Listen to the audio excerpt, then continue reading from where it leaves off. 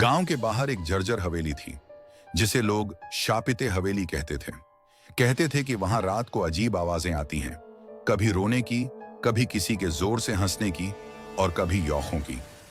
गांव वाले वहां जाना तो दूर, उस रास्ते से भी जल्दी निकले जाते। लेकिन अर्जुन, जो शहर से पढ़ाई करके लौटा था, इन सब बातों पर विश्वास नहीं करता था। उसे लगता था कि ये सब अंधविश्वास है। उसने दोस्तों से कहा, मैं साबित कर दूंगा कि हवेली में कुछ नहीं है। और उसी रात वो अकेला हवेली में चला गया। रात के 12 बजे जब उसने हवेली का भारी दरवाजा खोला तो चरमराने की आवाज गूंजी और ठंडी हवा का झोंका आया। अंदर का सन्नाटा डर पैदा कर रहा था। मकड़ी के जाले, टूटी खिड़कियां और दीवारों पर अजीब धब्बे। उसने टॉर्च जलाई तो देखा कि दीवारों पर किसी ने खून से अजीब आकृतियां बनाई थीं। अचानक पीछे से दरवाजा अपने आप बंद हो गया। अर्जुन घबराकर चिल्लाया, लेकिन आवाज हवेली की दीवारों में गूंज कर लौट आई। उसे लगा जैसे कोई उसके पीछे चल रहा है। जब उसने मुड़कर देखा तो उसका खून जम गया। सामने एक काली परछाई थी, लंबे बाल जमीन पर घिसट रहे थे और आंखें लाल अंगारों जैसी चमक रही थी।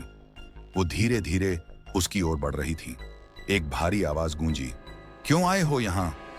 ये मेरी जगह है। अर्जुन ने टॉर्च गिरा दी और पीछे हटने लगा। परछाई उसके करीब आकर बोली, सालों पहले मेरी हत्या इसी हवेली में हुई थी। मेरी चीखें किसी ने नहीं सुनी। मेरी आत्मा आज भी भटक रही है। जो यहां आता है उसे मेरे दर्द का हिस्सा बनना पड़ता है। इतना कहकर उसने अर्जुन का हाथ पकड़ लिया। अर्जुन को लगा जैसे बर्फ की सुइयां उसकी नसों में घुस रही हों। उसने पूरी ताकत से हाथ छुड़ाया और भागने लगा, लेकिन हवेली के हर दरवाजे अपने आप बंद हो चुके थे। अचानक हवेली के हर कोने से और भी परछाइयां निकलने लगी। उनकी आंखें भी लाल थीं और सबूस की ओर बढ़ रही थीं। अर्जुन चीखते हुए बोला, बचाओ! लेकिन उसकी आवाज हवेली की दीवारों में कैद हो गई। कुछ ही पलों में अंधेरा पूरी तरह छा गया। अगली सुबह गांव वाले हवेली के पास पहुंचे। दरवाजा आधा खुला था, लेकिन अंदर सिर्फ अर्जुन की टूटी हुई टॉर्च पड़ी थी। उसका कोई निशान नहीं मिला। गांव में खबर फैल गई कि अब हवेली और भी खतरनाक हो गई है, क्योंकि वहां अब एक और आत्मा भटकती है, अर्जुन की। और आज भी जब आधी रात को उस हवेली से चीख सुनाई देती है, लोग कहते हैं कि वो अर्जुन ही है जो अब कभी बाहर नहीं आ पाया।